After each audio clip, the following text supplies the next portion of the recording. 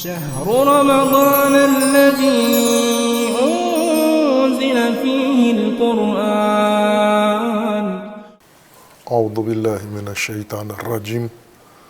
بسم اللہ الرحمن الرحیم. اللہم وفقنا لما تحب وترضى واجعل عاقبۃ امورنا خیرا ولا تکلنا الی انفسنا طرفۃ عین ابدا. رب ادخلنی مدخل صدق واخرجنی مخرج صدق واجعل لی من لدنک سلطانا نصیرا. سورہ مبارکہ بقرہ آیات کریمہ. یا بنی اسرائیل اذکروا نعمتی التی انعمت علیکم وانی فضلتکم علی العالمین. واتقوا یوما لا تجزی نفس عن نفس شیئا ولا يقبل منها شفاعة ولا يؤخذ منها عدل ولا هم ينصرون. بنی اسرائیل قرآن کریم نے مثال کے طور پر سماج کو پیش کیا ہے، ایک قوم اور ایک معاشرہ اور اس کے نشیب و فراز، تاکہ قرآن کے مخاطبین یعنی مومنین متوجہ ہوں کہ وہ عوامل جن کے نتیجے میں جن نعمتوں کے طفیل بنی اسرائیل کو عالمین پر برتری حاصل ہوئی ہے، وہ مومنین کے لیے بھی ہیں. انہی کے ذریعے اللہ نے ہر قوم کو غلبہ و برتری عطا کرنی ہے. اور جن عوامل کے نتیجے میں، جن اسباب کے نتیجے میں بنی اسرائیل کو زوال ہوا ہے، ذلت کا سامنا کرنا پڑا ہے، پسماندگی کا دور دیکھنا پڑا ہے، وہ بھی عمومیت رکھتے ہیں، مختص نہیں ہیں بنی اسرائیل کے ساتھ، بلکہ مومنین بھی انہی عوامل کے تحت زوال کا شکار ہو سکتے ہیں. ان عوامل میں قرآن کریم نے پہلے سورہ مبارکہ بقرہ کی آیہ 40 کے بعد یہ مضمون شروع کیا ہے. بنی اسرائیل کے مذہبی پیشواؤں نے انہیں جو دین کا ناقص اور تحریف شدہ معنی و مطالب بیان کیے تھے، انہوں نے بنی اسرائیل کے معاشرتی رویے پر بہت گہرا اثر ڈالا اور بنی اسرائیل کا ایک عمومی اجتماعی سماجی مزاج بن گیا. اور اس مزاج کے تحت پھر انہوں نے مجرمانہ زندگی شروع کی، بے عملی اور بد عملی کو اپنا شعار بنایا، چونکہ دین میں انہیں گنجائش نکال کر دی گئی تھی باقاعدہ طور پر ان کے مذہبی رہنماؤں نے. اور وہ یہ تھی کہ بنی اسرائیل جو بھی جیسے بھی زندگی بسر کریں، مجرمانہ زندگی بسر کریں، آخرت میں مرحلہ بعد میں قیامت میں ان کا مواخذہ نہیں ہوگا، انہیں سزا نہیں ملے گی، انہیں جہنم میں نہیں جانا ہوگا، اور کسی عمل کے بغیر ہی وہ اپنی زندگی عیش و عشرت کے ساتھ گناہ آلود زندگی گزار کے اخروی نعمتوں سے اور بہشت سے بھی مستفید ہو جائیں گے. اس کے کئی دلائل انہیں مذہبی طور پر بتائے گئے. ایک یہ کہ یہ نسل برگزیدہ ہیں، یہ اللہ کے محبوب ہیں، یہ ابناء اللہ ہیں، یہ اولیاء اللہ ہیں. اللہ نے بنی اسرائیل کو چن لیا ہے چونکہ یہ انبیاء کی اولاد ہیں، اور ان کی اولاد میں بزرگان ہیں جو اللہ کے نزدیک مقربین میں سے ہیں، حضرت ابراہیم اور اولاد حضرت ابراہیم. اس وجہ سے باقی تمام انسانیت سے بنی اسرائیل کا ایک علیحدہ معاملہ ہے. باقی انسانیت ساری ایک ضابطے کے تحت قیامت میں ان کے ساتھ معاملہ کیا جائے گا، اور بنی اسرائیل کے ساتھ ایک الگ معیار کے ساتھ رویہ اختیار کیا جائے گا، اور اس میں ان کے اعتقادات میں یہ چیز شامل تھی کہ ہمارے بزرگان ہماری جگہ ہماری نجات کا ذریعہ بنیں گے، جیسے حضرت عیسیٰ مسیح کے بارے میں تھا کہ عیسیٰ مسیح ہم سب کے گناہوں کا کفارہ ہیں، بدلہ ہیں، انہوں نے جو قربانی دی ہے وہ قربانی ہم سب کی نجات کا وسیلہ اور ذریعہ ہے۔ اور اسی طرح جب بنی اسرائیل کے مجرمین کو اللہ تبارک و تعالی قیامت میں طلب کرے حساب کے لیے، سزا کے لیے، تو وہاں پر حضرت ابراہیم و دیگر انبیاء، بزرگان، مقدس ہستیاں یہ پیش ہو جائیں گے اپنی امت کے بجائے، اپنی اولاد یا اپنی نسل کے بجائے یہ پیش ہو جائیں گے، اور اللہ تبارک و تعالیٰ سے ان کی نجات کا اذن مانگیں گے یا نجات کا ذریعہ بنیں گے۔ اور ایک بنی اسرائیل کے اندر یہ اعتقاد ان کے مذہبی پیشواؤں نے راسخ کر دیا تھا کہ آپ آزادانہ مجرمانہ زندگی گزارو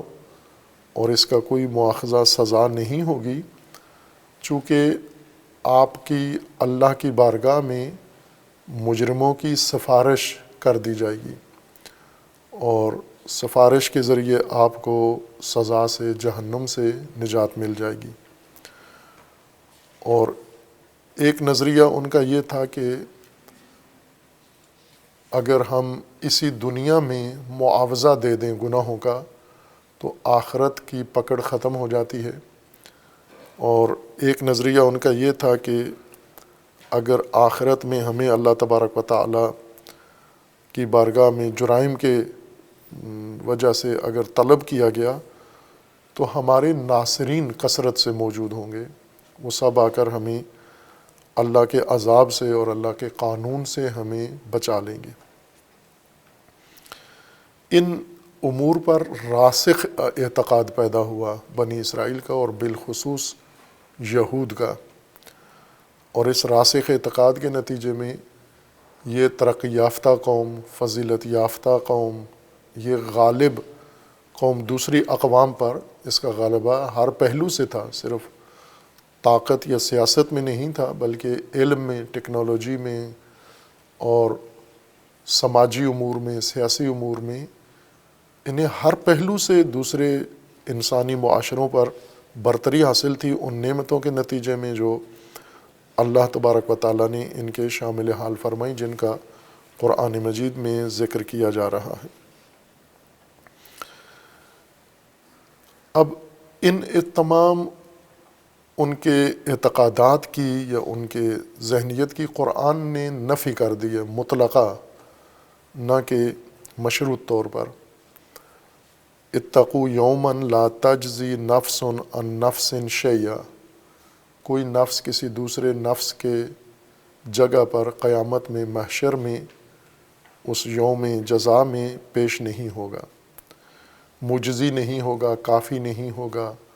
اور کسی نفس کو دوسرے نفس کی جگہ پر نہ سزا دی جائے گی اور نہ جزا دی جائے گی۔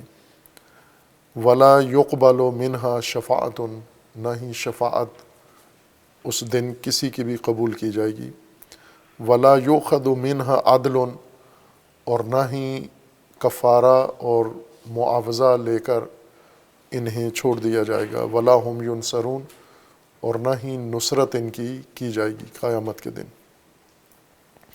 یہ وہ اعتقادات تھے جو ان کے زوال کا، پستی کا، پسماندگی کا، بدعملی کا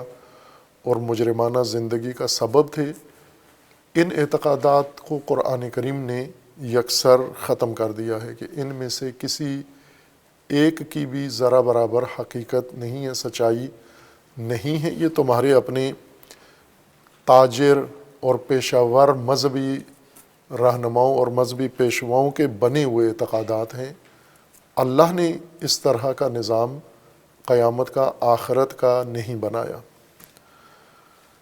اور یہ کیوں نہیں ہوگا؟ اس لیے کہ اللہ تبارک و تعالیٰ نے یوم جزا، یوم آخرت کے لیے جو اصول بنایا ہے، قانون بنایا ہے، اور جس کی قرآن میں تشریح کی گئی ہے، وہ یہ ہے کہ ہر انسان اپنے عمل کی جزا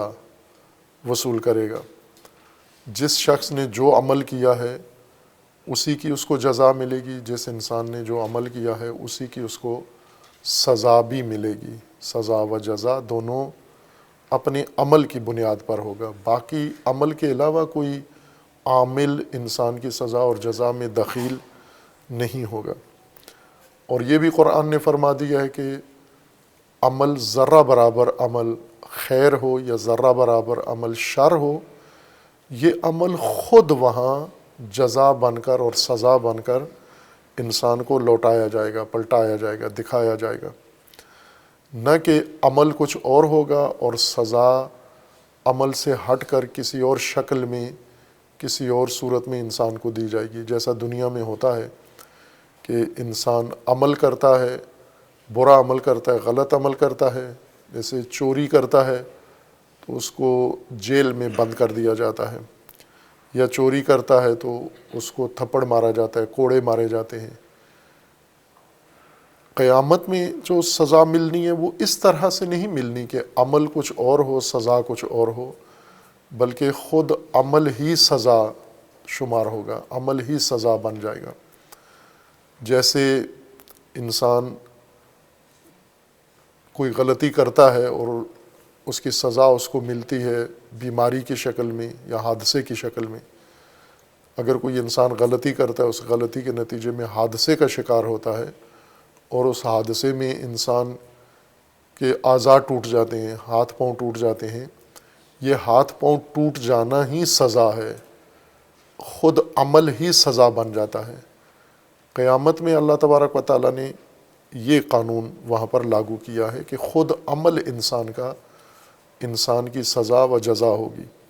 لیکن بنی اسرائیل کو اس طرح قانون اللہ کا نہیں سمجھایا، ان کے پیشہ ور اور تاجر علماء نے، پیشواؤں نے انہیں یہ بتایا کہ اعمال کو سرے سے لحاظ ہی نہیں کیا جائے گا، بنی اسرائیل کے بالخصوص۔ باقی تمام انسانوں کے اعمال دیکھے جائیں گے، اعمال تولے جائیں گے اور اعمال کے مطابق انہیں جزا سزا ہوگی، لیکن بنی اسرائیل کے اعمال نہیں دیکھے جائیں گے، تعلقات لحاظ کیے جائیں گے کہ بنی اسرائیل یہ دیکھا جائے گا یہ کس کی اولاد ہیں، ان کے بزرگ کون ہیں، ان کے بڑے کون ہیں، یہ مانتے کس کو ہیں اور ان کا تعلق کس سلسلہ سے ہے۔ اس چیز کو بنیاد قرار دے کر بنی اسرائیل کے لیے فیصلہ کیا جائے گا۔ یہ خود ساختہ دین، خود ساختہ من گھڑت اعتقاد ان کے مذہبی پیشواؤں نے انہیں تعلیم دیا، جو ان میں راسخ ہو گیا، رچ بس گیا۔ اور اگر ہم آج مسلمانوں کے اعتقاد کا جائزہ لیں تو ہمیں یہ اسرائیلی نظریات بنی اسرائیل سے بھی زیادہ راسخ تر نظر آتے ہیں مسلمانوں کے اندر، چونکہ وہ بھی عملاً اسی طرح کی زندگی گزار رہے ہیں، مجرمانہ زندگی گزارتے ہیں، بے عملی کی زندگی گزارتے ہیں، بد عملی کی زندگی گزارتے ہیں، اور بھروسہ انہی چیزوں پر کیا ہوا ہے کہ ہم مجرمانہ زندگی گزاریں، جرم کریں اور ہمیں سزا نہیں ملے گی، چونکہ ہمیں ہمارے جرائم کی سزا سے بچا لیا جائے گا۔ اس میں سے ایک مشترک عقیدہ جو بنی اسرائیل اور مسلمانوں میں ہے وہ شفاعت کا اعتقاد ہے، اور شفاعت سے مراد ان کی یہ ہے کہ جتنے مجرمین ہیں زندگی میں، جنہوں نے جرائم کیے ہیں، اور وہ جرائم جن کی سزا قرآن کے قانون کے مطابق مسلم جہنم ہے، یہ مجرم جہنم سے بچا لیے جائیں گے۔ کس کے ذریعے؟ سفارش کے ذریعے، شفاعت کے ذریعے۔ بنی اسرائیل کا یہ اعتقاد تھا کہ ہمارے بزرگان، ہمارے انبیاء، حضرت ابراہیم خلیل یہ کام کریں گے، اور دیگر انبیاء، عیسیٰ مسیح اور دیگر، اور مسلمانوں کا یہ اعتقاد ہے کہ رسول اکرم صلی اللہ علیہ وآلہ وسلم یہ کام کریں گے۔ یعنی کوئی امت رسول اللہ کا کوئی مجرم جہنم میں نہیں جائے گا۔ جس نے لا الہ الا اللہ محمد الرسول اللہ پڑھ لیا ہے، یہ جہنم میں نہیں جائے گا۔ کیوں نہیں جائے گا؟ اس نے تو جرم کیا ہے، یعنی مجرمین کے بارے میں بات ہے کہ جو امت رسول اللہ میں مجرم ہیں اور مسلم مجرم ہیں، واضح و بین و روشن مجرم ہیں، یہ جہنم میں نہیں جائیں گے۔ کیوں نہیں جائیں گے؟ جرم کے باوجود، چونکہ رسول اللہ کی امت ہے اور رسول اللہ انہیں جہنم سے نجات دے دیں گے۔ اور اسی طرح پھر رسول اللہ صلی اللہ علیہ وآلہ وسلم کے علاوہ دیگر جو بزرگان ہیں، مقربین ہیں، جیسے اہل البیت ائمہ اطہار علیہم السلام ہیں، یہ بچا لیں گے۔ یا جس طرح کا مسلکی نظریہ ہے، مثلا اہل سنت کے ہاں یہ ہے کہ یہ کام غوث کریں گے، غوث اعظم یہ کام کریں گے، عبد القادر جیلانی، ان کو یہ اختیار ہوگا کہ وہ مجرمین کو جہنم سے نکالیں گے۔ اور پھر اس میں بہت افراط کی حد تک چلے جاتے ہیں، بلکہ یہاں تک ہے کہ وہ لوگ، وہ مجرمین جنہیں رسول اللہ نہیں بچا سکیں گے اور اللہ تعالیٰ رسول اللہ کے کہنے پر معاذ اللہ ان کو معاف نہیں کرے گا، وہ غوث پاک کے ذریعے معاف کروا دیے جائیں گے۔ یا اسی طرح کے افراطی نظریہ دوسرے مسلک کے اندر ہے کہ جو کام رسول اللہ صلی اللہ علیہ وآلہ وسلم سے بھی نہیں ہوگا، وہ دیگر مذہبی شخصیات انجام دے دیں گی۔ خوب یہ بنیاد اس نظریے کی قرآن نے جو ذکر کی ہے وہ یہود اور بنی اسرائیل کے ہاں ملتی ہے۔ اور اس طرح کے بہت سارے اور اعتقادات ہیں، نظریات ہیں مسلمانوں کے اندر رائج ہیں جو یہود سے پھیلے ہیں، اور یہود ان کے بانی ہیں اصل میں، جیسے تحریف کرنا آسمانی کتابوں میں، یا اور بہت سارا بگاڑ ہے جو چونکہ ماجرا بنی اسرائیل کا شروع ہوا ہے اور اسے قرآن نے ایک مثال کے طور پر، نمونے کے طور پر پیش کیا ہے، اور ان کے عروج و زوال کی داستان اور عوامل مسلمانوں کو، مومنین کو سمجھانے کے لیے قرآن میں محفوظ کیے گئے ہیں۔ اس لیے ساتھ ساتھ وہ تمام امور مشاہدہ ہو جائیں گے کہ جو قرآن کے شہادت کے مطابق بنی اسرائیل سے شروع ہوئے ہیں اور آج مسلمانوں کے اندر منتقل ہو گئے ہیں، ان کی جڑ ہمیں معلوم ہو گئی ہے۔ اتقوا یوما لا تجزی نفس عن نفس شیئا ولا یقبل منها شفاعت، شفاعت قبول نہیں کی جائے گی۔ شفاعت کا معنی ذکر کیا ہے کہ لغوی معنی شفاعت کا سفارش نہیں ہے، بلکہ لغوی معنی ساتھ ہے، کسی کا ساتھ دینا، اور شفیع ساتھی کو کہتے ہیں، سفارشی کو نہیں کہتے۔ لیکن ساتھی ایک کام یہ کرتا ہے کہ جس کے ساتھ کھڑا ہوتا ہے اس کی سفارش بھی کرتا ہے۔ سفارش سے مراد یعنی اس کو کسی عذاب سے، اس کو کسی سزا سے اور اس کو کسی مشکل سے بھی بچا لیتا ہے ساتھ کھڑا ہونے والا۔ ساتھی کے ساتھ ہونے کے فوائد میں سے ایک فائدہ یہ ہوتا ہے کہ ساتھی کی مدد سے انسان مشکلات میں یا سزاؤں سے بچ جاتا ہے، چونکہ یہ ساتھی اپنا اثر رسوخ پیش کر کے، اپنی حیثیت پیش کر کے، اپنے اختیارات استعمال کر کے اپنے ساتھی کو بچا سکتا ہے۔ اس لیے سفارش شفاعت کا لغوی معنی نہیں ہے، لغوی معنی شفاعت کا ساتھ دینا ہے، ساتھی بننا ہے، لیکن سفارش اس معنی کا لازمہ ہے کہ جو عام طور پر رواج ہے اس کا، جیسے ہم جس معاشرے میں رہتے ہیں یہ مکمل طور پر سفارشات کے اوپر ہی قائم ہے، یعنی لوگ قابلیت کے اوپر کسی مقام تک نہیں پہنچتے، سفارشوں کے ذریعے بہت سارے عہدے، بہت سارے منصب، بہت سارے مقامات یہ حاصل کرتے ہیں، بہت سارے فوائد یہ سفارشات کے ذریعے سے کرتے ہیں۔ یعنی ایسے طاقتور لوگوں کے ذریعے جو ان کے ساتھ ہوتے ہیں، اور ان کا ساتھ ان کو یہ فائدہ دیتا ہے کہ نااہل، نالائق ہونے کے باوجود یہ بعض کاموں کے لیے منتخب ہو جاتے ہیں۔ قرآن کریم میں شفاعت کے متعلق زیادہ وضاحت کے ساتھ اللہ تبارک و تعالیٰ نے بیان فرمایا ہے، ذکر کیا ہے اس کا۔ اور جیسا عرض کیا تھا کہ بعض علماء نے، بزرگ علماء نے شفاعت کا خوبصورت معنی کیا ہے، جن میں سے علامہ طباطبائی رحمۃ اللہ علیہ ہیں، جنہوں نے اسی آیا کی تفسیر میں ایک مکمل کتاب، مختصر ہے لیکن ایک جامع کتاب اپنی تفسیر کے اندر موضوع شفاعت پر وہاں پر لکھی ہے اور اپنی تفسیر کا اس کو جز بنایا ہے۔ اور اس میں بھی ماحاصل یہی ہے کہ شفاعت کی 3 طرح کی آیات ہیں۔ ایک وہ آیات ہیں جن میں شفاعت کا مکمل انکار کر دیا گیا ہے کہ کسی قسم کی شفاعت قیامت میں، محشر میں، اللہ کی بارگاہ میں کسی شخص کی نہیں ہوگی، نہ یہود کی، نہ بنی اسرائیل کی، نہ غیر بنی اسرائیل کی۔ یہ ایک طرح کی آیات ہیں جن میں سے خود یہ آیا بھی اسی جو زمرے میں آتی ہے کہ لا یقبل منہا شفاعت، کسی کی کوئی شفاعت قبول نہیں کی جائے گی، اور اس میں کوئی شرط بھی نہیں ہے، کوئی قید بھی نہیں ہے کہ اس سے کوئی مستثنا بھی نہیں ہے۔ یہاں پر بطور مطلق شفاعت کی نفی کی گئی ہے، قبولی کی۔ دوسری وہ آیات ہیں جن میں شفاعت کو اللہ تبارک و تعالیٰ کے اذن کے ساتھ مشروط طور پر ذکر کیا گیا ہے کہ اذن الہی کے ساتھ بعض کی شفاعت ہوگی، یعنی بعض ہستیاں، بعض افراد شفاعت کریں گے، شفاعت کرنے والے بھی اذن الہی سے کریں گے، اور جن کی شفاعت کریں گے ان کی بھی اذن الہی سے کریں گے۔ یعنی کون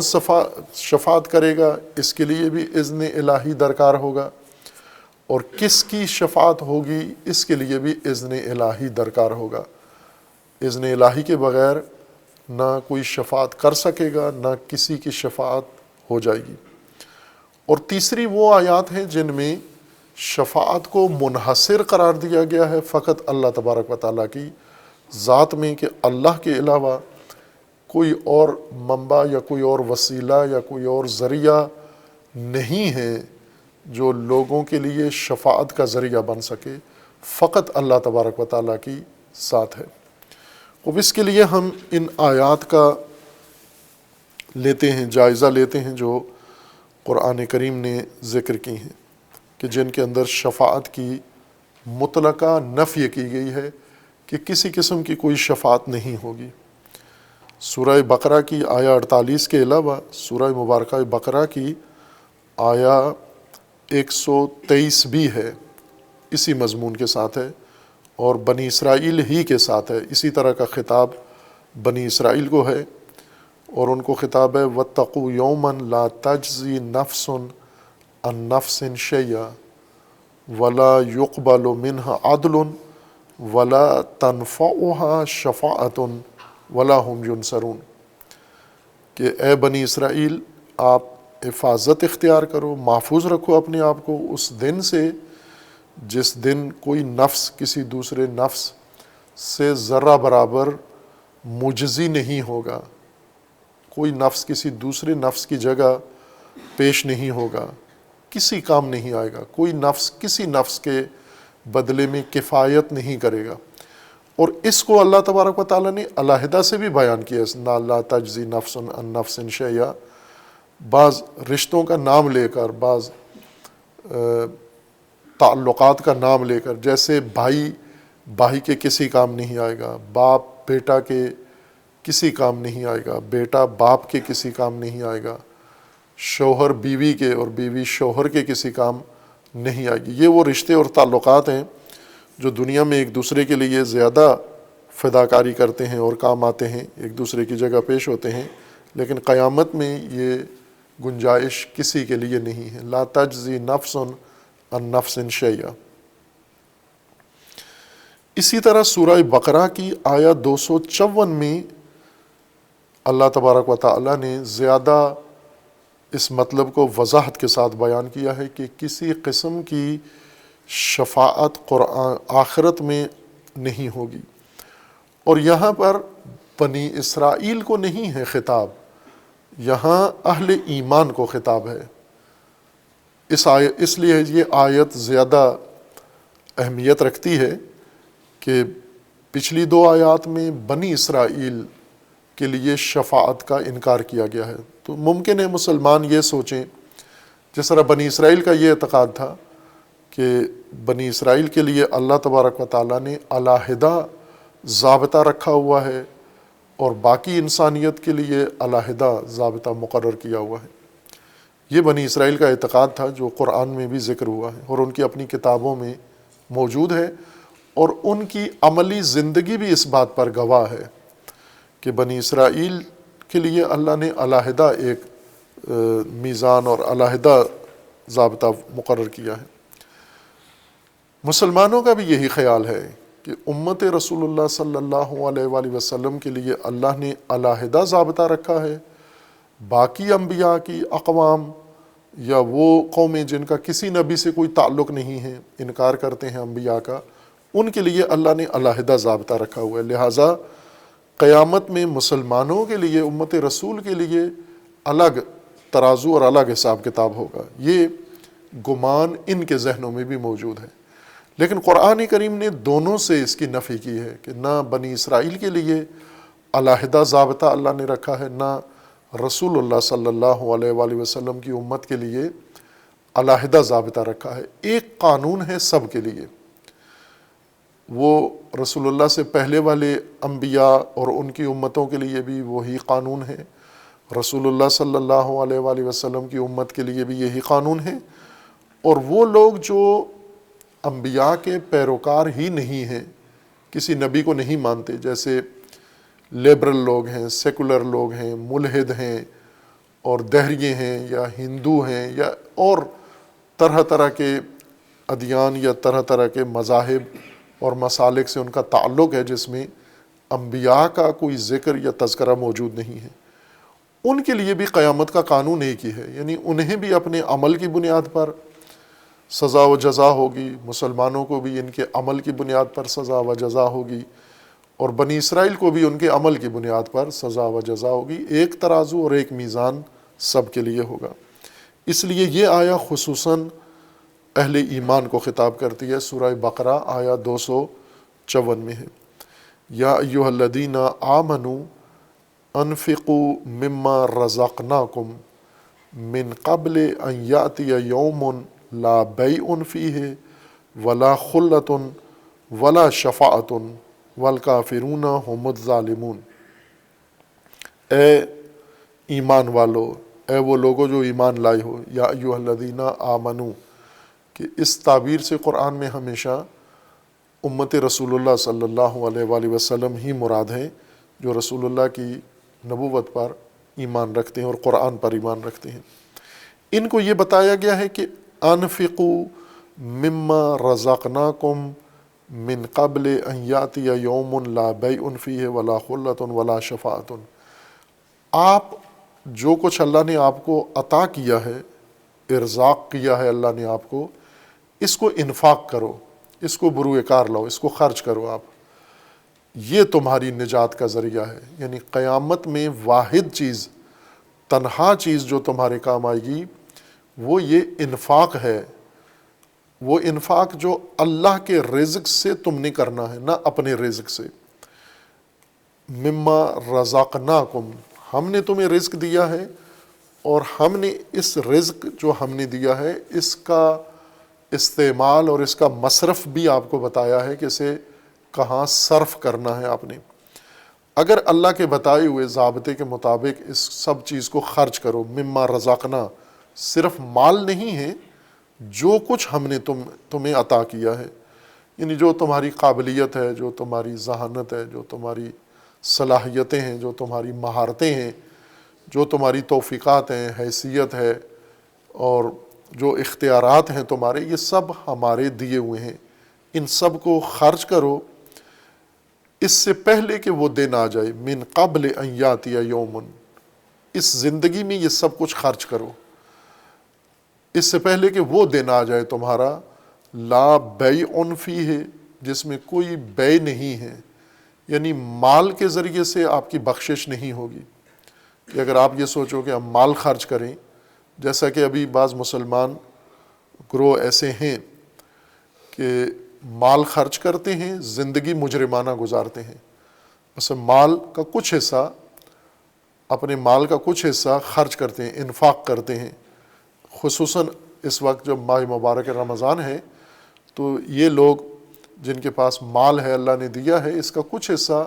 یہ روزہ داروں کو افطار دیتے ہیں یا راشن دے دیتے ہیں. لیکن خود مجرمانہ زندگی گزارتے ہیں. سارا مال خرچ نہیں کرتے، کچھ مال، اس کا کچھ حصہ یعنی ناچیز حصہ خرچ کرتے ہیں. اگر اللہ نے ان کو 10 کروڑ دے رکھا ہے تو 10,000 اس میں سے خرچ کر دیتے ہیں کہ یہ انفاق شمار ہی نہیں ہوتا. لیکن پھر بھی جو تھوڑا بہت انفاق کرتے ہیں اس پر بھروسہ کر کے خود مجرمانہ زندگی گزارتے ہیں. ہر جرم اپنی نجی زندگی میں، اپنی سماجی زندگی میں، اپنی کاروباری زندگی میں انجام دیتے ہیں، اس سے جرم سے نہیں ٹلتے. اور یہ سمجھتے ہیں کہ یہ جو ہم خرچہ کر رہے ہیں یہ کافی ہے ہماری نجات کے لیے. یہ جو ہم لوگوں کو افطار دے رہے ہیں اور راشن دے رہے ہیں یا ہم فلاح رفاہ کا کام کر رہے ہیں، یہ ہماری نجات کا ذریعہ ہوگا. اللہ کا فرمان ہے کہ لا بیع فیہ ہے، اس دن بیع، خرید و فروخت، لین دین کے ذریعے سے کوئی معاملہ حل نہیں ہوگا. ولا خلۃ، دوستی بھی اس دن، تعلقات بھی اس دن کام نہیں آئیں گے. خلت دوستی کو کہتے ہیں، خلیل دوست کو کہتے ہیں. اس دن کوئی خلیل کسی کے کام نہیں آئے گا، خلت بھی کام نہیں آئے گی، تعلقات سرے سے کوئی کام نہیں آئیں گے. بے شک کتنی آپ کی گہری دوستی ہو، قرابت ہو، آپ کی رشتے ہوں آپ کے، اور مختلف پہلوؤں سے تعلقات ہوں، یہ قیامت کے دن یہ خلت، یہ دوستیاں اے مومنو تمہارے کسی کام نہیں آنی. ولا شفاعت، اور شفاعت بھی نہیں تمہارے کام آنی. یہ وہ دن ہے، اس کی خصوصیت یہ ہے کہ اس دن سفارش نہیں چلے گی. والکافرون هم الظالمون، اور جو کافر ہیں وہ ظالم ہیں. یہ خوب اس آیت میں صراحت کے ساتھ مومنوں کو خطاب کر کے ان کو بھی مطمئن کر تسلی کر دی گئی ہے کہ نفی شفاعت مختص نہیں ہے بنی اسرائیل کے ساتھ، بلکہ آپ کے لیے بھی وہی قانون ہے جو ان کے لیے ہے کہ قیامت کے دن شفاعت سے تمہارے معاملات حل نہیں ہوں گے. خوب اس کے علاوہ دیگر آیات ہیں جن میں اللہ تبارک و تعالیٰ نے شفاعت کی یا شفاعت جیسے امور کی نفی کی ہے، جن میں سورہ انعام کی آیا 51 ہے.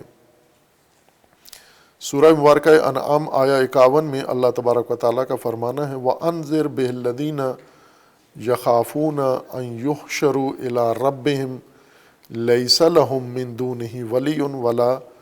شَفِيعٌ لَعَلَّهُمْ يَتَّقُونَ. خوب لوگوں میں سے کچھ لوگ ہیں ایسے جنہیں یہ کھٹکا ہے، جنہیں یہ خدشہ ہے کہ ہم اپنے پروردگار کی بارگاہ میں محشور ہوں گے. کچھ لوگ تو غافل ہیں اس سے کہ ہم نے اللہ کے سامنے پیش ہونا ہے. ان یحشروا الی ربہم، ایک بڑی اکثریت غفلت میں ہے. وہ کلمہ پڑھے ہوئے ہوں، کلمہ نہ پڑھے ہوئے ہوں، عملی زندگی غافلانہ گزار رہے ہیں، اور ان کے حرکات و سکنات اور ان کے طور طریقے اور چال چلن اس بات پر گواہ ہیں کہ انہیں یقین ہے کہ انہوں نے مرنا نہیں ہے، انہیں یقین ہے کہ مرنے کے بعد انہیں اٹھایا نہیں جائے گا، ان کا حساب و کتاب نہیں ہوگا، اور ان کے لیے کوئی سزا نہیں ہے. زندگی کا انداز یہ بتاتا ہے کہ یہ اس بات کے معتقد نہیں ہے، ڈر نہیں ہے. لیکن کچھ ایسے ہیں جن میں یہ ڈر ہے، جنہیں یہ پرواہ ہے کہ ہم نے مرنا ہے اور مر کے اللہ تبارک و تعالیٰ کی بارگاہ میں ہم نے پیش ہونا ہے. وَأَنذِرْ بِهِ الَّذِينَ يَخَافُونَ أَن يُحْشَرُوا إِلَىٰ رَبِّهِمْ، وہ لوگ جن کو اپنے رب کی بارگاہ میں محشور ہونے کا خوف ہے، آپ ان کو انذار کریں، یعنی آپ ان کو آگاہ کریں، آپ ان کو خبردار کریں. انذار خطرے سے آگاہ کرنے کو، خطرے کے بارے میں آگاہی دینے کو انذار کہتے ہیں. کیا کہیں آپ ان کو؟ لیس لہم، یعنی جنہیں یہ خوف ہے، ان یحشروا الی ربہم لیس لہم من دونہ ولی ولا شفیع، اللہ کے علاوہ کوئی شفیع نہیں ہے۔ اب اس آیت میں دو مطلب پائے جاتے ہیں، ایک یہ کہ شفاعت کی نفی کر دی گئی ہے کہ نہیں ہوگی، کوئی ولی و شفیع نہیں ہوگا، اور دوسرا یہ کہ تنہا ولی و شفیع فقط اللہ ہوگا تمہارا محشر میں، اللہ کے علاوہ باقی جو ولایتیں ہیں، باقی جو شفاعتیں تم دنیا میں جن سے کام چلا رہے تھے وہ ساری وہاں پر ختم ہو جائیں گی۔ اسی طرح سورہ مبارکہ انعام میں آیہ کریمہ ہے، آیہ 70 کے اندر ہے، وَذَرِ الَّذِينَ اتَّخَذُوا دِينَهُمْ لَعِبًا وَلَهْوًا وَغَرَّتْهُمُ الْحَيَاةُ الدُّنْيَا وَذَكِّرْ بِهِ أَن تُبْسَلَ نَفْسٌ بِمَا كَسَبَتْ لَيْسَ لَهَا مِن دُونِ اللَّهِ وَلِيٌّ وَلَا شَفِيعٌ وَإِن تَعْدِلْ كُلَّ عَدْلٍ لَا يُؤْخَذْ مِنْهَا أُولَئِكَ الَّذِينَ أُبْسِلُوا بِمَا كَسَبُوا لَهُمْ شَرَابٌ مِّنْ حَمِيمٍ وَعَذَابٌ أَلِيمٌ بِمَا كَانُوا يَكْفُرُونَ۔ سورہ انعام کی آیت 70 میں جامع طور پر اللہ تبارک و تعالیٰ نے اپنا قانون بھی ذکر فرما دیا ہے کہ محشر میں اللہ کی بارگاہ میں لوگوں کا جزا و سزا کیسے ہوگی، اور وہ ان کے اپنے عمل کے مطابق ہوگی، یعنی وہاں پر تعلق نہیں دیکھا جائے گا، رشتہ نہیں دیکھا جائے گا، اور باقی جو دنیاوی ضابطے ہیں وہ نہیں دیکھے جائیں گے، فقط ہر آدمی کا عمل دیکھا جائے گا کہ اس نے عمل کیا کیا ہے۔ اور رسول اللہ صلی اللہ علیہ وآلہ وسلم کو خطاب ہے کہ آپ چھوڑ دیں ان لوگوں کو جنہوں نے اپنا دین لعب و لہو قرار دیا ہے، دین کو لعب اور لہو بنا دیا ہے۔ اب یہ بہت اہم پہلو ہے کہ دین کو لعب اور لہو بنانا، کہ عملی طور پر اگر ہم دیکھیں جن لوگوں نے دین کو لعب و لہو بنا لیا ہے، کہ یہ خود ایک مستقل موضوع ہے قرآن کریم کا، دین کی مختلف شکلیں جو معاشرے کے اندر موجود ہیں، اور ان میں سے قرآن نے ایک شکل یہ متعارف کروائی ہے کہ کچھ لوگوں کا دین لعب اور لہو ہے، لہو اور لعب ان کا دین ہے، اور دین کو لعب و لہو کے طور پر اختیار کر رکھا ہے انہوں نے۔ وَغَرَّتْهُمُ الْحَيَاةُ الدُّنْيَا، اور زندگی، دنیا کی زندگی نے ان کو دھوکہ دے دیا ہے۔ وَذَكِّرْ بِهِ أَن تُبْسَلَ نَفْسٌ بِمَا كَسَبَتْ، انہیں یہ بتا دیں، تذکر یہ دے دیں کہ محشر میں کیا ہوگا، ان تبسل نفس بما کسبت، ہر نفس نے جو کیا ہے اسے وہی عطا کیا جائے گا، اس کے علاوہ جو کسی نفس نے نہیں کیا اس پر اس کی پکڑ بھی نہیں ہوگی اور اس پر اس کو جزا بھی نہیں دی جائے گی۔ یہ جو ہماری کوشش ہے کہ ہم ان کاموں کی جزا لیں جو ہم نے نہیں کیے، یا ہمارے جو بزرگان خاندان کے اور اعزاء اقارب جو مر گئے ہیں، فوت ہو گئے ہیں، دنیا سے چلے گئے ہیں، انہیں ان کاموں کی بھی جزا دی جائے جو انہوں نے نہیں کیے، دوسروں نے کیے ہیں، یا ہم نے کیے ہیں اور ہم چاہتے ہیں کہ جزا ان کو مل جائے۔ قرآن فرماتا ہے کہ یہ نہیں ہوگا، ہر نفس جو اس نے کسب کیا ہے، جو اس کا کسب شمار ہوتا ہے وہ اس کو ملے گا۔ من لیس لہا، اور ان لوگوں کے لیے کوئی بھی اس نفس کے لیے اللہ کے علاوہ ولی و اللہ کے علاوہ شفیع نہیں ہوگا، کہ اس آیت میں اللہ کے علاوہ شفاعت کی نفی کر دی گئی ہے، یعنی اگر شفاعت ہوگی بھی تو فقط اللہ کی طرف سے ہوگی، اللہ کے علاوہ کوئی ولی و شفیع نہیں ہوگا۔ وَأَن تَعْدِلْ كُلَّ عَدْلٍ لَا يُؤْخَذُ مِنْهَا أُولَٰئِكَ الَّذِينَ أُبْسِلُوا بِمَا كَسَبُوا لَهُمْ شَرَابٌ مِّنْ حَمِيمٍ وَعَذَابٌ أَلِيمٌ بِمَا كَانُوا يَكْفُرُونَ۔ اسی طرح سورہ مبارکہ انعام کی آیا 94 میں ہے، وَلَقَدْ جِئْتُمُونَا فُرَادَىٰ كَمَا خَلَقْنَاكُمْ أَوَّلَ مَرَّةٍ وَتَرَكْتُمْ مَا خَوَّلْنَاكُمْ وَرَاءَ ظُهُورِكُمْ وَمَا نَرَى مَعَكُمْ شُفَعَاءَكُمُ الَّذِينَ زَعَمْتُمْ أَنَّهُمْ فِيكُمْ شُرَكَاءُ لَقَدْ تَقَطَّعَ بَيْنَكُمْ وَضَلَّ عَنْكُمْ مَا كُنْتُمْ تَزْعُمُونَ۔ اللہ تبارک و تعالیٰ کا فرمانا ہے کہ آپ فرادہ محشور ہوگے، تمہیں فرادہ لایا جائے گا، ساتھیوں کے ساتھ نہیں لایا جائے گا، الگ الگ، جیسے کما خلقناکم اول مرہ، جب پیدا ہوئے تھے تو ساتھیوں کے ساتھ تو پیدا نہیں ہوئے تھے، اکیلے پیدا ہوئے تھے آپ، الگ الگ تم پیدا ہوئے۔ آج جو تمہارے رہنما ہیں، جو تمہارے پیشوا ہیں،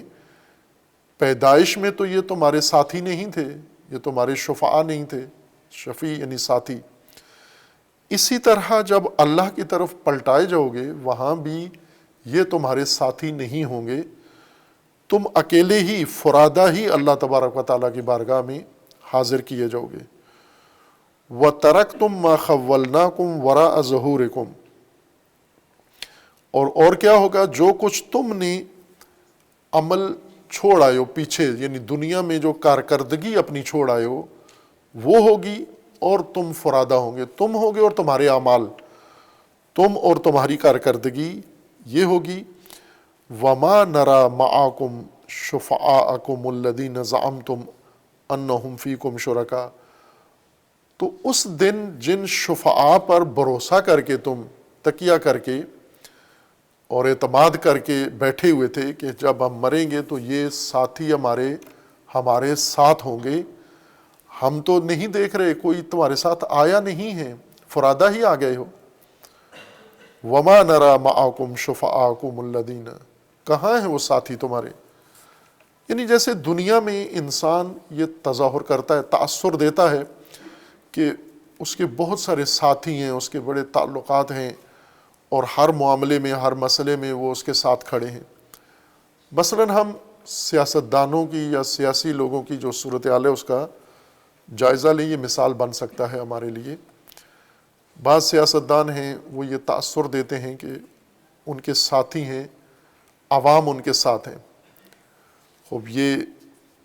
انہیں بلاتے ہیں سڑکوں پہ جلوس نکالنے کے لیے، دھرنے دینے کے لیے، اور اجتماعات میں بھرپور پبلک ان کے ساتھ آتی ہے۔ لیکن یہی سیاستدان جب جیل چلے جاتے ہیں، کوئی بھی جیل میں ان کے ساتھ نہیں آتا، اکیلے فرادہ عدالت میں اکیلے ذلیل ہو رہے ہیں، جیل میں اکیلے سزا بھگت رہے ہیں، اور تمام سختیاں اکیلے دریافت کر رہے ہیں۔ تو ان سے پوچھا جائے کہ وہ جو تم کہتے تھے ہمارے اتنے ساتھی ہیں، اور وہ ساتھی ہمارا کسی مرحلے میں جان نہیں چھوڑیں گے، وہ سختی میں، وہ دشواری میں، وہ پریشانی میں، وہ مصائب میں، ہر حال میں ہمارے ساتھ ہیں، تو کہاں ہیں وہ جو تمہارے ساتھ تھے؟ وہ خوشحالی میں تمہارے ساتھ تھے، وہ مفادات میں تمہارے ساتھ تھے، اس مرحلے میں وہ تمہارے ساتھ نہیں ہیں۔ یعنی جیل سے باہر وہ تمہارے ساتھ تھے، جیل کے اندر تمہارے ساتھ کوئی بھی نہیں ہے۔ یہی بات اللہ تبارک و تعالیٰ نے ان مجرمین کو پوچھی ہے کہ آج تو اکیلے آ گئے ہو تم اللہ کی بارگاہ میں، ساتھی کہاں ہیں؟ ما نرا معاکم شفعاءکم، وہ جنہیں شفیع بنا کر بیٹھے ہوئے تھے وہ کہاں ہیں؟ وہ تو ہم نہیں دیکھ رہے تمہارے ساتھ۔ الذین زعمتم، جو تم گمان کر رہے تھے کہ وہ شرکاء ہیں تمہارے، وہ ساتھی ہیں تمہارے۔ لقد تقطع بینکم، آج تمہارے اور ان کے درمیان تعلق ختم ہو گیا ہے، رابطہ کٹ گیا ہے۔ وَضَلَّ عَنْكُمْ مَا كُنْتُمْ تَزْعُمُونَ، اور جو کچھ تم گمان کر کے بیٹھے ہوئے تھے وہ سارا کھو گیا، تمہارے ہاتھ سے ضائع ہو گیا، نکل گیا ہے۔ اسی طرح سورہ مبارکہ اعراف میں آیت 53 میں اللہ تبارک و تعالیٰ کا فرمانا ہے، هَلْ يَنظُرُونَ إِلَّا تَعْوِيلَهُ يَوْمَ يَأْتِي تَعْوِيلُهُ يَقُولُ الَّذِينَ نَسُوهُ مِنْ قَبْلُ قَدْ جَاءَتْ رُسُلُ رَبِّنَا بِالْحَقِّ فَهَلْ لَنَا مِنْ شُفَعَاءَ فَيَشْفَعُوا لَنَا أَوْ نُرَدُّ فَنَعْمَلَ غَيْرَ الَّذِي كُنَّا نَعْمَلُ قَدْ خَسِرُوا أَنفُسَهُمْ وَضَلَّ عَنْهُمْ مَا كَانُوا يَفْتَرُونَ۔ اب یہاں پر اللہ تبارک و تعالیٰ نے ان کے لیے ایک بہت اہم سوال اٹھایا ہے اس آیہ کریمہ سورہ اعراف آیہ 53 میں ہے، حل ینظرون الا تاویلہ۔ خوب اللہ تبارک و تعالیٰ نے انہیں یہ فرمایا ہے کہ آج یعنی قیامت کے دن، محشر کے دن، جو لوگ ایمان لے آئے ہیں، جو ایمان لائے تھے، اب نتیجے کی انتظار میں تھے کہ ہم جو زندگی گزار کے آئے ہیں اس کا نتیجہ کیا ہے۔ تعویل یعنی حقیقت، کسی چیز کی حقیقت تک پہنچنے کے لیے انہیں جس چیز کی آرزو تھی وہ یہ کہ ہم زندگی تو گزار رہے ہیں، اب ہم دیکھیں کہ اس کا نتیجہ کیا ہے جو زندگی ہم نے گزاری ہے۔ اور اب یہ نتیجہ جب ان کے سامنے آئے گا، جب یہ دیکھیں گے یوم یاتی تعویلہ، جب ان کی تعویل ان کے سامنے آئے گی تو یہ لوگ اب اس طرف متوجہ ہوں گے، جو پہلے بھول چکے تھے کہ نتیجہ تو کچھ اور بتاتا ہے اور ہم کچھ اور توہم میں مبتلا تھے۔ یہ آیہ کریمہ جو نقطہ بیان کر رہی ہے اہل ایمان کے لیے وہ یہ ہے، حل ینظرون الا تاویلہ، انتظار نتیجے کا تھا، آپ کو نتیجہ ہی کے منتظر تھے آپ کے، ہماری زندگیوں کا، ہمارے اعمال کا، ہمارے سوچ کا، ہمارے افکار کا نتیجہ کیا نکلتا ہے، ہم جو آج کر رہے ہیں یہ کل کیا نتیجہ نکلے گا۔ حل ینظرون الا تاویلہ، نتیجہ ہی چاہتے تھے نا آپ، انتظار نتیجے کا تھا۔ یوم یاتی تعویلہ، جب نتیجہ تمہارے سامنے آئے گا، ایک یوم ہے خاص نتیجے کا، یوم النتیجہ، یہ یوم عمل ہے، وہ یوم نتیجے کا ہے، وہ تعویل کا دن ہے، یعنی جو کچھ یہاں ہو رہا ہے یہ حقیقت بن کر، نتیجہ بن کر تمہارے سامنے آئے گا۔ یقول الذین نسوہ من قبل، نتیجہ تو سب کا سامنے آنا ہے، جو متذکر تھے دنیا میں، متوجہ تھے، آگاہ تھے کہ اللہ تبارک و تعالیٰ نے قانون یہ بنایا ہوا ہے کہ جو یہاں کرو گے وہی وہاں پر دریافت کرو گے تم۔ اور کچھ ایسے تھے جو اس کو بھولے ہوئے تھے، اس کی طرف توجہ ہی نہیں تھی، فراموش کار تھے۔ یقول الذین نسوہ، جو بھولے ہوئے تھے، نسیان کا شکار ہو چکے تھے، من قبل، زندگی میں، قد جاءت رسل ربنا بالحق، وہ یہ بات بھولے ہوئے تھے کہ یہ جو رسل بات کرتے تھے یہ تو سب صحیح نکلی۔ دنیا میں ان کے ذہن میں یہ تھا کہ یہ سب باتیں ہیں، جیسے ابھی موجودہ نسل کو اگر ہم دیکھیں تو اس نسل کے اندر جو غیر سنجیدگی پائی جاتی ہے، ایک یہ ہے کہ یہ دین اور مذہب کے نام پر جو کچھ پھیلا ہوا ہے اس میں کوئی حقیقت نہیں ہے، یہ مولویوں کے اپنی بنائی ہوئی کہانیاں ہیں، داستانیں ہیں، نہ کوئی شریعت اتری ہے، نہ کوئی دین آیا ہے، نہ مرنے کے بعد اٹھایا جائے گا، نہ نتیجہ ہوگا، سزا و جزا ہوگی، یہ سب ان کے اپنی بنائی ہوئی کہانیاں ہیں، ان لوگوں نے بنا لی ہیں۔ یہ آج کی نسل کے، کیونکہ آج رسل نہیں ہیں تو علماء کی طرف یہ بات منسوب کرتے ہیں کہ یہ علماء جو کچھ کہتے ہیں یہ ان کی اپنی بنائی ہوئی چیزیں ہیں اور اس کی کوئی حقیقت نہیں ہے اس کے پیچھے۔ رسل کے زمانے میں جو لوگ تھے وہ یہ کہتے تھے کہ یہ جو رسل لے کر آئے ہیں یہ سب ان کی اپنی بنائی ہوئی داستانیں ہیں، رسل کی، انبیاء کی، اس کے اندر کوئی حقیقت نہیں ہے۔ یہ زندگی میں سوچ تھی ان کی۔ اب جب نتیجے کا دن آئے گا تو انہیں پتہ چل جائے گا، قد جاءت رسل ربنا بالحق، یہ کہیں گے جو زندگی میں بھول چکے تھے، جب وقت تھا اس بات کو سمجھنے ماننے کا، اس وقت بھولے ہوئے تھے، انکار کر رہے تھے۔ نتیجے کے دن یہ پتہ چل جائے گا، کہیں گے کہ یہ تو سب حق ہے جو رسول لے کر آئے تھے، رسول جو جو کہتے تھے ایک ایک بات درست نتیجہ بن کر سامنے آ گئی ہے۔ فَحَلْ لَنَا مِن شُفَعَاءَ فَيَشْفَعُوا لَنَا، یہ طبقہ، یہ گمراہ طبقہ جو زندگی گزار کے گیا ہے، مجرمانہ زندگی گزاری ہے اور کان نہیں دھرے نہ رسول پر نہ آسمانی کتابوں پر، نہ علماء پر، کسی کی بات کو سنجیدہ نہیں لیا انہوں نے، غافل زندگی گزاری، مجرمانہ زندگی گزاری، اور اب یہ تصدیق کرنے لگے ہیں کہ رسول نے تو جو کچھ کہا تھا وہ ٹھیک نکلا، وہ تو سب صحیح نکلا، نتیجہ یہ بتا رہا ہے۔ اب کوئی ہے شفاء ساتھی ہمارا، فَيَشْفَعُ لَنَا، یہ نسیانکار لوگ، غافل لوگ، مجرمانہ زندگی گزارنے والے یہ پوچھیں گے کہ کیا کوئی شفیع اب ملے گا ہمیں، کوئی ہے جان چھڑائے یہاں سے آ کر نتیجے کے وقت، فَيَشْفَعُ لَنَا، تاکہ وہ ہماری شفاعت کریں، او نردو، یا یہ کہ ہم پلٹائے جائیں، یوم نتیجہ یہ کہیں گے کہ ہمیں ایک موقع اور دیا جائے، او نردو فنعمل غیر الذی کنا نعمل، یہاں پتہ چلا انہیں کہ یہاں تو سب عمل کی بنیاد پر معاملہ ہو رہا ہے، عمل ہم نے کیا نہیں، اس توہم میں تھے کہ جو کچھ رسول کہہ رہے ہیں یہ سب افسانہ ہے، یہ اساطیر ہیں، یہ کہانیاں ہیں اور یہ حق نہیں ہیں، وہ تو سب حق نکلا۔ اب دو صورتیں ہیں، یا تو کوئی آئے بچانے والا ہمیں اس صورتحال میں کہ ہم نے جیسی زندگی گزاری اس میں عمل نجات والا کوئی بھی نہیں کیا جس کا آج نتیجہ ملے ہمیں نجات کی صورت میں، ایسا عمل تو ہماری زندگی میں مکمل طور پر شامل نہیں ہے، اور صورتحال یہ ہے کہ ہم بے عمل، ہم مجرم اور نجات کے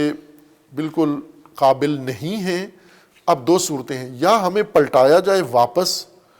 چونکہ یہ بات سمجھ میں آ گئی ہے کہ یہاں فیصلہ عمل پر ہونا ہے، کارکردگی پر ہے، یا تو ہمیں موقع دیا جائے، جو فرصت ہم ضائع کر رہے ہیں اس کی تلافی کی، ہمیں پھر پلٹایا جائے اور ہم عمل کریں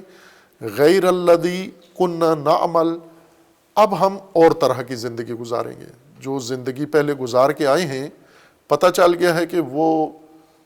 درست زندگی نہیں تھی، اس کے مطابق ہم نجات نہیں پا سکتے، لہٰذا ہمیں پلٹایا جائے کہ ہم دوبارہ اصلاح کریں اور دوبارہ کارکردگی دکھائیں۔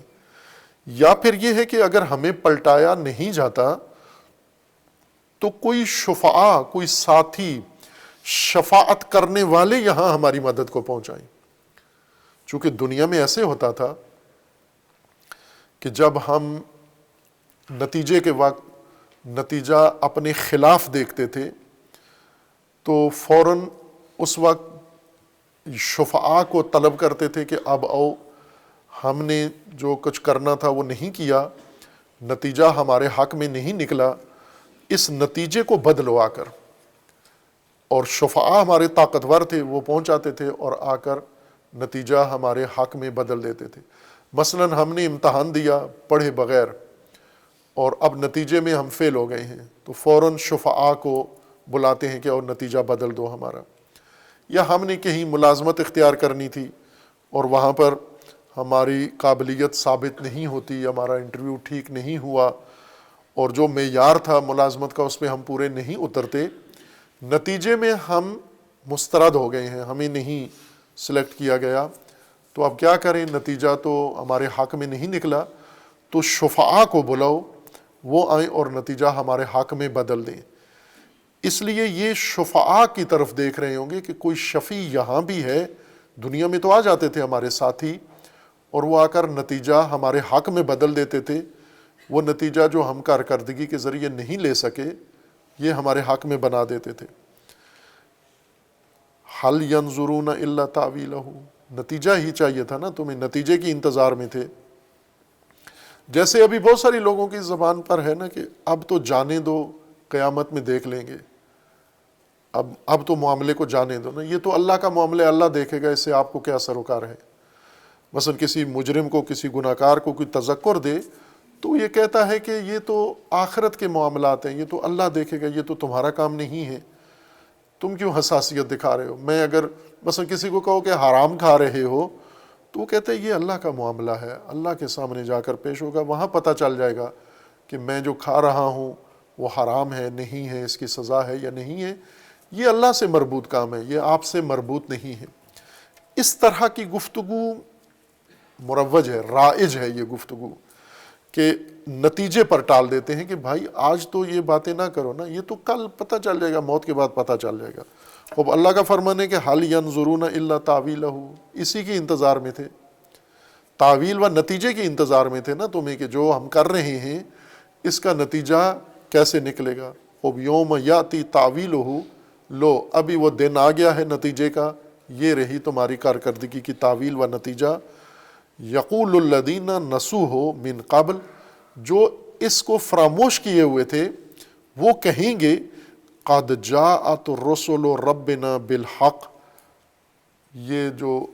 اللہ کے رسول تھے یہ تو ساری صحیح باتیں کرتے تھے، چونکہ نتیجہ یہ بتا رہا ہے کہ ان کی باتیں ساری ٹھیک تھیں، ہماری سوچ غلط تھی۔ خب اب ہم دنیا میں تو رسول کو تکذیب کرائے، انکار کرائے، اب کیا بنے گا، ہمارا نتیجہ کیسے ہم تبدیل کرائیں۔ فَحَلْ لَنَا مِن شُفَعَاءَ، کیا کوئی ہمارا شفیع ساتھی ہے جو آئے، فَيَشْفَعُ لَنَا،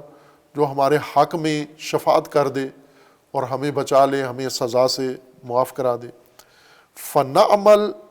او نُرَدُّ، یا پھر اگر شفیع نہیں ہے کوئی تو ہمیں واپس پلٹایا جائے، چونکہ نتیجے میں ہمیں پتہ چل گیا کہ اس کے لیے تو پڑھنا پڑے گا، اس کے لیے تو عبادت کرنی پڑے گی، اس کے لیے تو جرم ترک کرنے پڑیں گے، اس نتیجے کے لیے لہٰذا ہمیں واپس پلٹایا جائے تاکہ ہم وہ کام کریں جو پہلے نہیں کیا تھا۔